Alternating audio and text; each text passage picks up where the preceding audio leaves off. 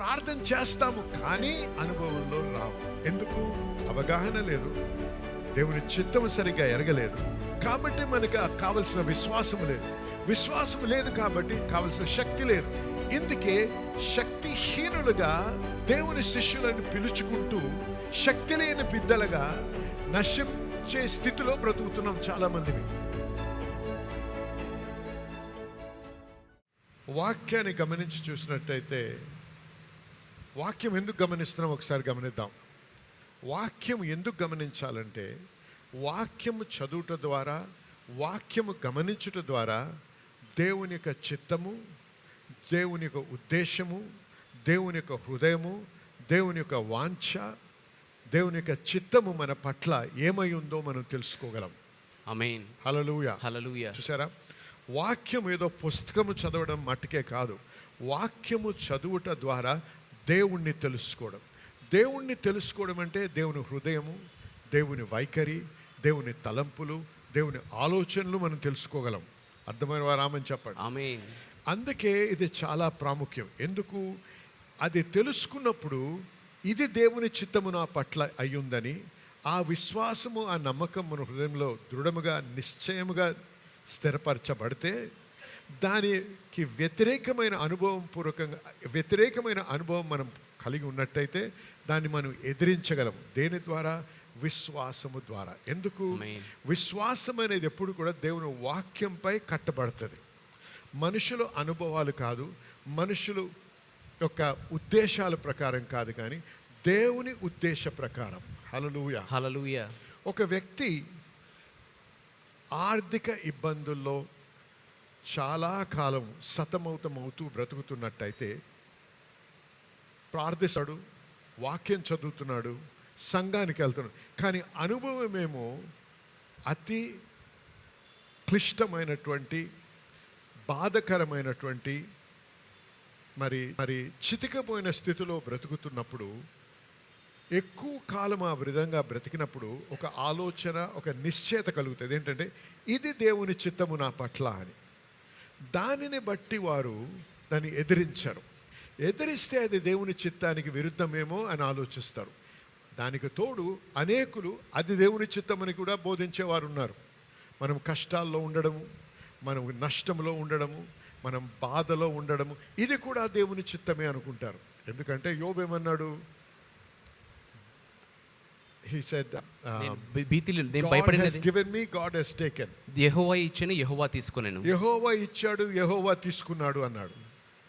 అది తీసుకొని మనం ఏమనుకుంటాం? అయ్యో దేవుడే అన్ని తీసుకున్నాడు అనుకుంటాం. అనేక మంది ఈ విధంగా బోధించిన వారు ఉన్నారు.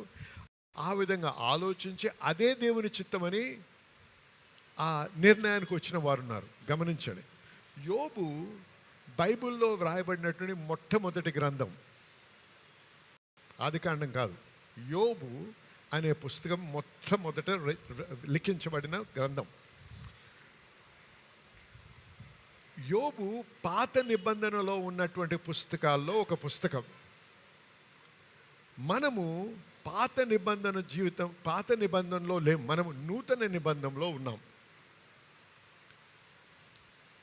పాత నిబంధనకి నూతన నిబంధనకి తేడా ఏంటంటే, నూతన నిబంధనలోకి వచ్చిన తర్వాతే దేవుడు ప్రేమ అయి ఉన్నాడు అని తెలుసుకున్నాం. దేవుడు మనల్ని ఎంతగా ప్రేమిస్తాడంటే, మన కొరకు మరణించి, పాతిపెట్టబడి, రక్తము కార్చి, మన పాపాల కొరకు పాతిపెట్టబడి తిరిగి లేచాడు. ఎందుకు? మనం నీతిమంతులుగా ఎంచబడి తన కుటుంబంలో షరీక్ అవ్వడానికి ఒక మార్గాన్ని తెరిచాడు. మనల్ని బానిసలుగా ఉంచడానికి కాదు, కానీ మన కుమారులుగా మార్చడానికి. ఆమేన్ చెప్పాలి. ఆమేన్. యోబుకి ఈ అర్థము లేదు, యోబుకి ఈ అవగాహన లేదు. యోబు ఏమనుకున్నాడంటే ఇదంతా దేవుడే చేస్తున్నాడు. దేవుడు చేయలేదు, దేవుడు పర్మిషన్ ఇచ్చాడు, అనుమతి ఇచ్చాడు, కానీ తీసుకున్న వాడేవాడు? సాతాను. అర్థమైందా? ఆమేన్. హల్లెలూయా. హల్లెలూయా. అయితే ప్రభు ఒక మాట అన్నాడు. ఎక్కడ? యోహాను సువార్త 10:10 ఏమన్నాడు? దొంగ దోచుకొనుటకు, హత్య చేయడానికి, నాశనము చేయడానికి వచ్చాడు అన్నాడు.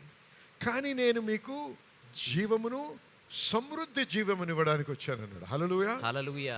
హల్లెలూయా. హల్లెలూయా. గమనించండి, ఇక్కడ నీకు ఎల్లప్పుడూ కష్టాల్లో, ఎల్లప్పుడూ నష్టపోయే జీవితం, ఎల్లప్పుడూ సతమతమయ్యే జీవితం, ఎప్పుడూ అప్పుల పాల్లో బ్రతకడం, ఎప్పుడూ దరిద్రపు స్థితిలో ఉండడం, ఇది దేవుని చిత్తం అంటే అది కాదు. ఎందుకు? నూతన నిబంధన ప్రకారంగా నేను తెలుసుకుంది దేవుని యొక్క చిత్తము. ఏమన్నాను? బైబిల్ చదువుట, వాక్యం వినుట ద్వారా ఏం తెలుస్తుంది? నాకేమో అవగాహన వస్తుందంటే, ఓహో దేవుని చిత్తం ఇది కాదు. దేవుడు ఏమన్నాడు? నేను జీవము, సమృద్ధి జీవం ఇవ్వడానికి వచ్చాడు. నీకున్నది దోచుకోవడానికి రాలేదు దేవుడు. దోచుకునేవాడు ఇంకోడు ఉన్నాడు, వాడి పేరేంటి? సాతాను. హల్లెలూయా. హల్లెలూయా. చూసారా? ఇప్పుడు ఆ అవగాహన నాకు వచ్చినప్పుడు దాన్ని నేను ఎదిరించగలను, దానితో నేను పోరాడగలను, దాన్ని ఎదిరించి పోరాడి ఓడించి జయ జీవితము జీవించగలను. హల్లెలూయా. హల్లెలూయా. ఈ అవగాహన లేకపోతే, ఈ జ్ఞానము లేకపోతే ఏ విధంగా ప్రార్థన చేయాలో తెలియదు. ప్రార్థన చేస్తున్నప్పుడు దేవుని చిత్తమా కాదా, దేవుని చిత్తమా కాదా. ఎప్పుడైతే మనకి దేవుని చిత్తంపై అనుమానం ఉందో అప్పుడు మనం విశ్వాసంతో ముందుకు అడుగేయలేము. విశ్వాసానికి మూల స్తంభము అనేది దేవుని చిత్తము. దేవుని చిత్తము ఏంటి అని తెలుసుకోవాలంటే వాక్యం చదవాలి. హల్లెలూయా. హల్లెలూయా. ఆమేన్. ఆమేన్. చూడండి, వాక్యము చదివి వాక్య అవగాహన వచ్చినప్పుడే నేను దేవుని యొక్క హృదయాన్ని తెలుసుకుని, దేవుని యొక్క చిత్తాన్ని తెలుసుకుని నేను సాతాన్ని ఎదిరించగలను. ఆమేన్. దేవుడు ఒక మాట అన్నాడు తన వాక్యంలో. ఏమన్నాడంటే, 1 యోహాను 3:8 చూసుకుందాం. అపవాది మొదట నుండి పాపము చేయుచున్నాడు కనుక పాపము చేయువాడు అపవాది సంబంధి. అపవాది యొక్క క్రియలను లయపరచుటకే దేవుని కుమారుడు ప్రత్యక్షమాయెను.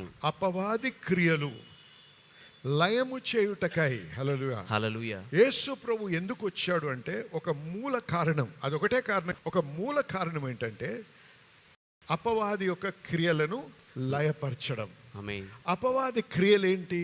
ఒక వ్యక్తిని హత్య, నాశనము, దొంగిలించడం. అంటే మన శాంతి, మన సమాధానం, మన ఆరోగ్యం, మన ఉద్యోగం, మన సమృద్ధి, ఇవన్నీ కూడా దోచుకోవడానికి వచ్చేవాడు దేవుడు కాదు, కానీ సాతాను. దాన్ని లయపరచడానికి వచ్చాను అన్నాడు ప్రభు. హల్లెలూయా. జనులారా వినండి, ఇది నేను మిమ్మల్ని ప్రోత్సహించడానికే కాదు, మీకు జ్ఞానము కలిగించాలని. ఆ జ్ఞానము వెలుగు ద్వారా మనం తెలుసుకొని మన యొక్క స్వాస్థ్యము ఏమై ఉన్నది, దేవుడు మన పట్ల ఏమి కోరుతున్నాడో మనం తెలుసుకొని దాని ప్రకారంగా మనం పోరాడి దేవుని ఉద్దేశ ప్రకారంగా జయ జీవితం జీవించగలము. అర్థమైన వారు ఆమేన్ చెప్పండి. హల్లెలూయా. హల్లెలూయా. గమనించండి, ఇక్కడ ఆ యొక్క క్రియలను లయపరచడానికి వచ్చాడు ప్రభు. మరి సువార్తలు చదివినప్పుడు, మత్తయి, మార్కు, లూకా, యోహాను చదివినప్పుడు యేసు ప్రభు బోధ చేస్తూ ఏం చేశాడండి? స్వస్థపరిచాడు, రోగులని స్వస్థపరిచాడు, కుంటి వారికి కాళ్ళనిచ్చాడు, గుడ్డి వారికి చూపునిచ్చాడు, మరణించిన వారిని తిరిగి లేపాడు, ఆహారం కావాలన్న వారికి ఆహారం అనుగ్రహించాడు, పన్ను కట్టడానికి డబ్బు కావాలన్న అది అనుగ్రహించాడు.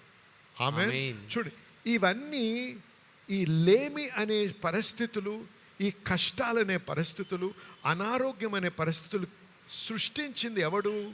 దేవుడు కాదు. ఎందుకంటే దేవుడే దాని కారకుడైతే యేసు ప్రభు దాన్ని లయపరిస్తే దేవుని చిత్తానికి విరుద్ధంగా పనిచేసేవాడు యేసు ప్రభు అన్నమాట. అర్థమైతే ఆమె చెప్పండి. ఆమేన్. కానీ యేసు ప్రభు ఏమన్నాడు?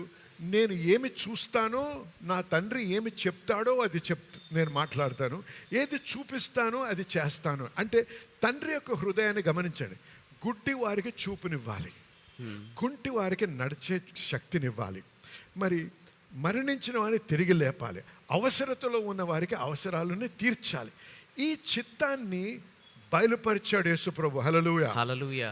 ఎప్పుడైతే యేసు ప్రభు అది బయలుపరిచాడో ఏం జరుగుతుంది? తన శక్తితో సాతాను ఆ వ్యక్తి నుంచిన బంధకాన్ని లయపరిచి విడుదల అనుగ్రహించి అప్పుడు స్వస్థతనిచ్చాడు. హల్లెలూయా. హల్లెలూయా.